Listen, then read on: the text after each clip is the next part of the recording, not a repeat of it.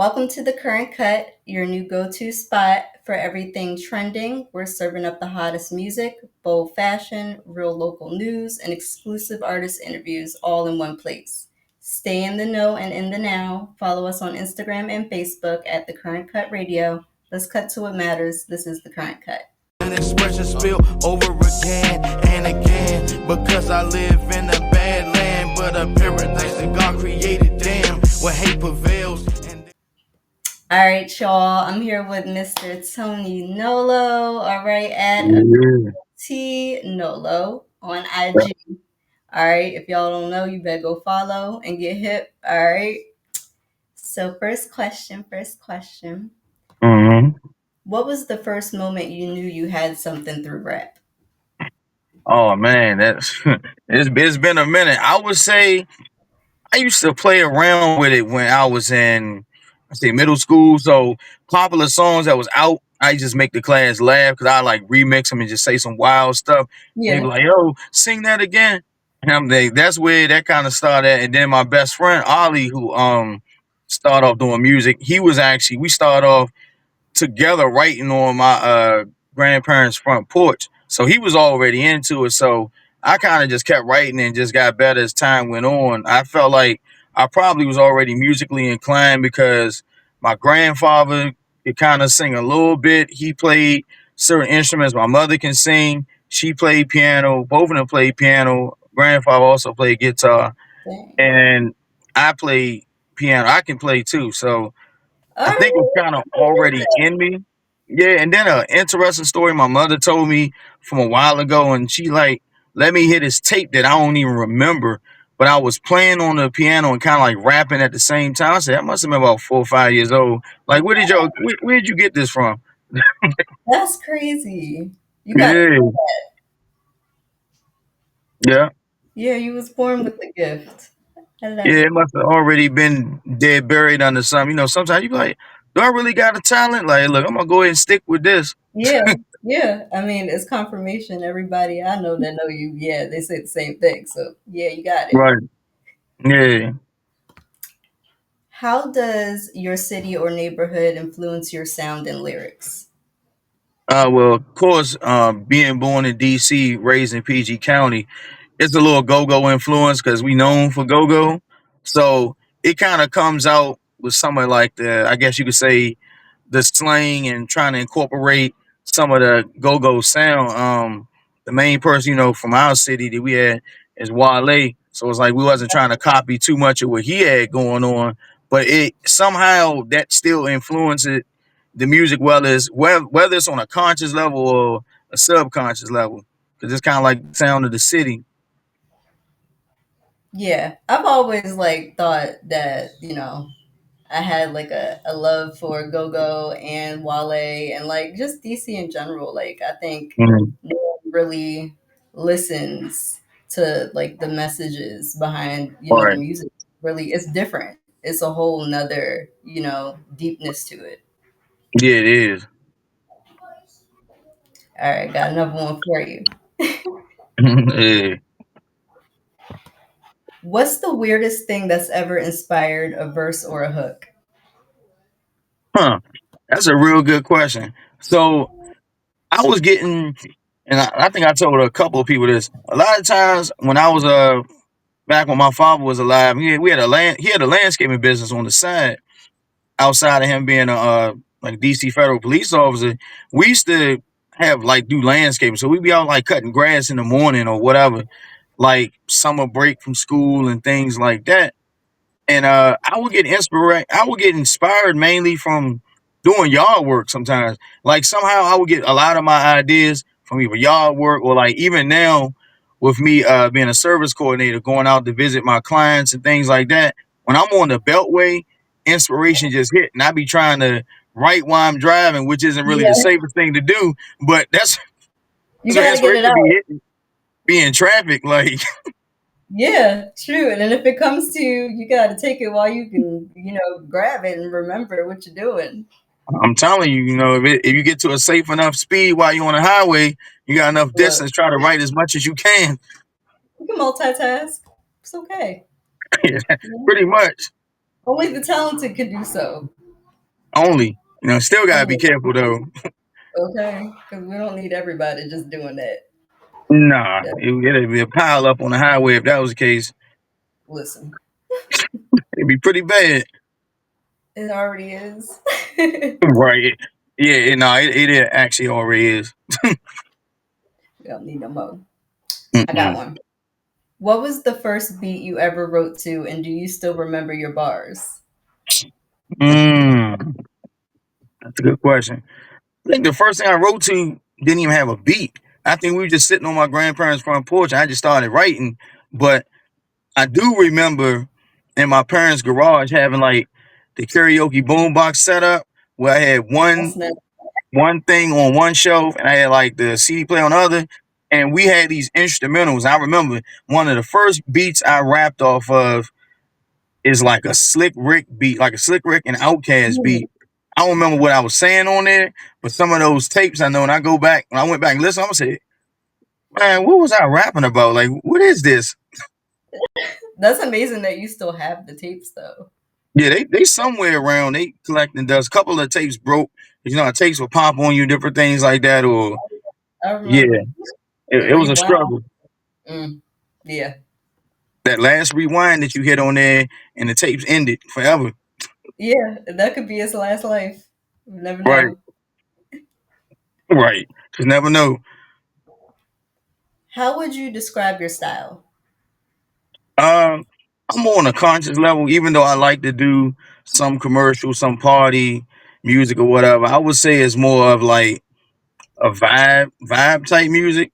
I kind of just write whatever I'm pretty much going through or what has been influenced around me. Like it's kind of like my diary when I write my music. So my style will be more on like the conscious level of connecting with people on a level, just trying to get a deeper understanding myself as well as others who are listening to my music. Like, want to have that impact. I love that. I haven't really heard it described in that way before. Kind of like your diary. Yeah. What does your writing process look like? Is it more pen and pad or freestyling slash kind of like more voice notes?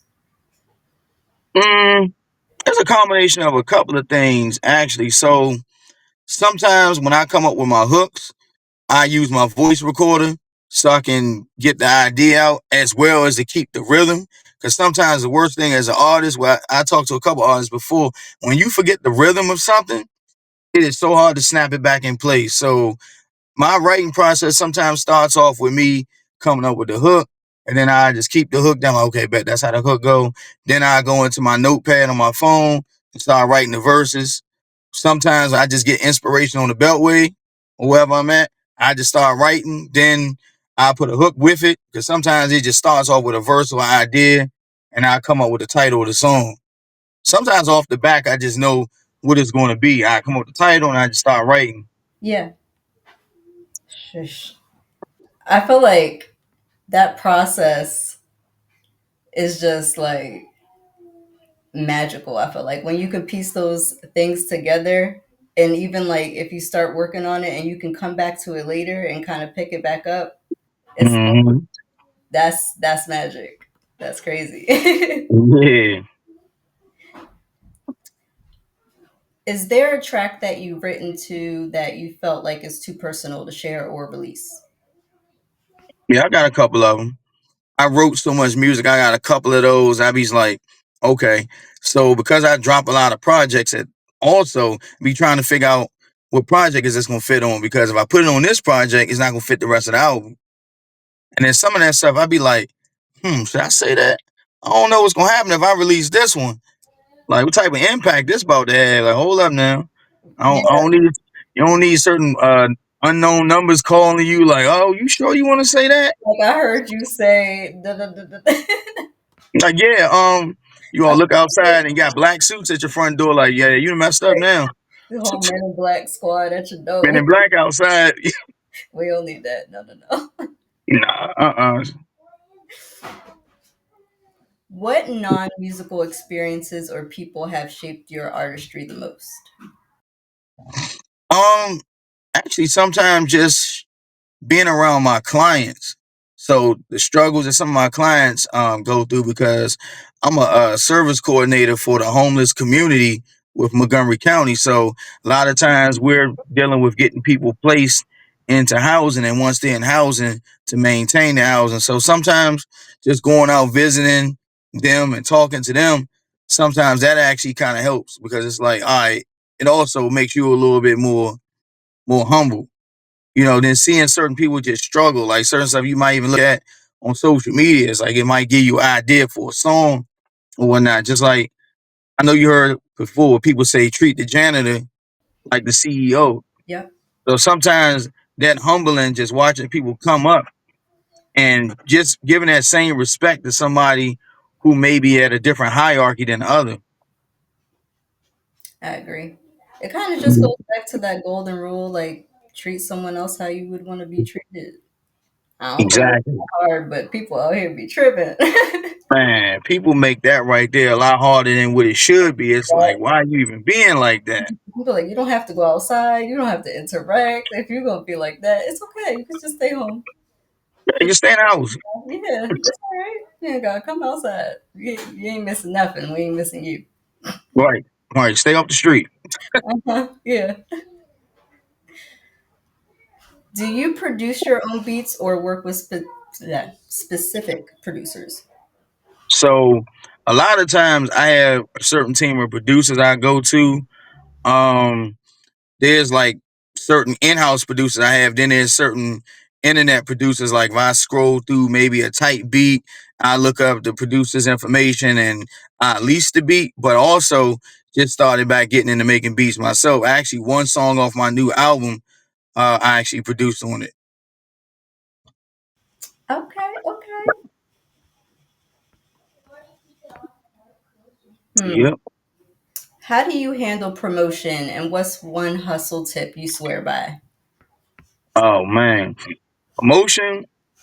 Promotion is like a science within itself. So That, yeah. it's one of you gotta do your research. I'm telling you, like YouTube University be coming through, because and then like my business partner, my boy Prince Ryan, part of our umbrella team Fastlane, he's pretty good with promotion and certain tactics and certain things I kind of learned from him that I apply to my stuff. And it's just all about doing research. But the thing about it is so much stuff out there that you don't know what's legit at a lot of times. And it's like one thing that I definitely say I would swear by is collaborations and networking. That's probably some of the best, to be in certain rooms with people, because it's like they gotta put a face also to the artist, and you just got to know how to talk to people, because a lot of times when you build those relations, it opens up other doorways to people who can help promote your music as well, just off of the character you have. Sometimes people will like you more for who you are than your actual music, and I'm gonna give your music a chance because I like him. I definitely agree. I feel like networking is so much more than what kind of like what it sounds like.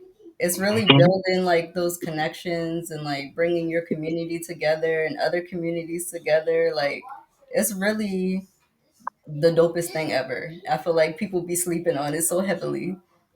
Yeah, you got to network, you got to collab. Like I ain't gonna say it's nowhere around it, but it's the most efficient way to kind of speed up the process. Because being an independent artist, a lot of moving parts that come with that. For sure. Would you ever sign to a major label or is it full independence the goal? I guess it just depends, because I would say I would prefer to mainly be fully independent, but depends on how the actual contract and stuff look after being reviewed and what makes sense. Because a lot of these contracts, it's like 360 deals. And of course, when you sign to a actual record label, is really a loan. Like your album gotta sell. You gotta make this money, or you just gonna be in debt and you keep getting harassed. Yeah, that could be the scary part. Be like, wait, I feel like it will sell. Like, what you mean? Calm down. Right? Like, yeah, I think it's good enough to sell. Like, give me a chance. You ain't even let me drop the damn shit yet. Right. You like, hold up. Y'all just like counting me out already. Like, damn. You at That's your how we going? door. Like, all right. Shit, that's Like, if here's the event that your album doesn't do good, expect this to happen. right. Like, oh, all right, cool. I'm supposed to just be like, I want that. Loan shark, like you know, Yeah, you take that, basically. Yeah. pay us back, or we take your hand off. Mm-hmm. Sound like all the mafia movies I've seen. Right? Like, yeah, you might not make it out this one. Right. So it's a way. We're gonna put it on a scale. We're gonna see. Hmm. We'll see. Right. What's been your most memorable show so far, good or bad? Mm, I would say the most memorable show that I've been a part of is probably between one or two shows. I know back in 2008, when I was still in college, I had a group which my business partner is still a part of, but we done we done rebranded ourselves so many times.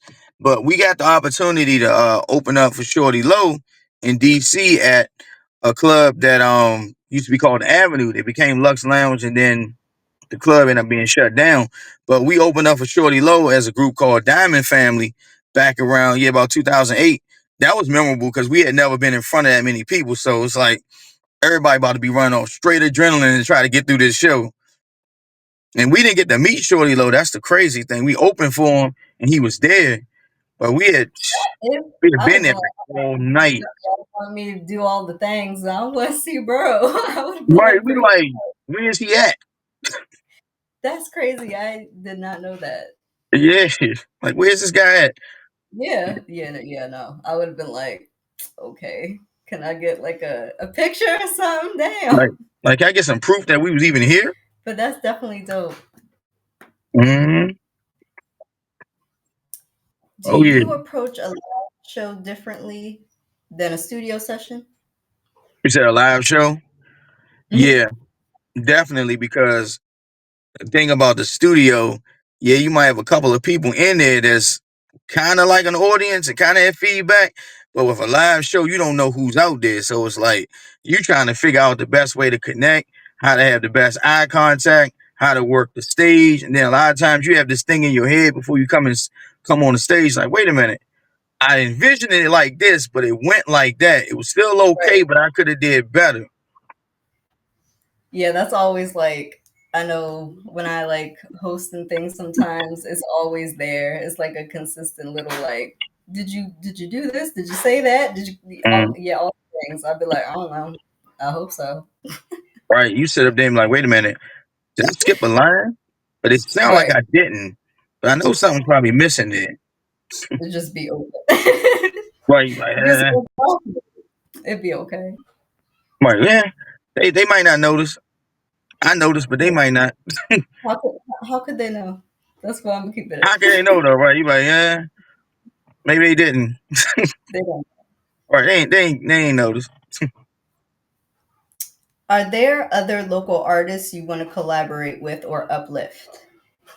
Um, yeah, I know a lot of local artists. It's an artist I just recently talked to by the name of K Quick. He's dope. Um, it's a couple artists from the showcase that was just out there in that Baltimore, one of the last showcases. I wanted to collaborate. Like some of them, I don't even know the names offhand, but when I run into them, I'm like, oh, okay. So, but definitely, is a guy named K Yeah. Quick that's from PG County. He's pretty dope. Okay. I'm gonna have to look at that. Yeah. If you could be remembered for one bar, what would it be? Mm, that's a good question. I have a couple of bars that just really stand out. I think mine is more like my slogan that I be using is getting kind of catchy. Like it's Tony Nollo, act like you know those pause one time for the photo. I kick like I'm in the dojo. I do it because I say so. Case closed. God damn, that's just intro. That's a lot. It's probably that. Yeah, because it's fire. Now it's not like I'm just spitting like, but it's really like an intro. It's supposed to be like a tag. It's just something I kind of came up with, and it's funny. I was inspired by how I say that. How Fabulous be like, he say something like it's fabuloso, act like you know though, and it Yeah, kind of sounds similar to what I be doing. I say, wow, that's crazy. Loso, act like you know though. that's what I feel like. It's kind of like a theme song, but without like the theme song. But Right. but to live by. You know what I mean? Right. I like it. Appreciate it. Of course. All right, guys. To our beloved listeners, your voice matters, your stories inspire, and your presence keeps the culture alive. Stay safe out there, love one another, lift each other up always. Until next time, be well, stay real, and be blessed. Peace and power. The Current Cut Radio. Am I not felt like Braille? I wish you heaven, but you wanna give me hell. But I keep my spirit full of no refill.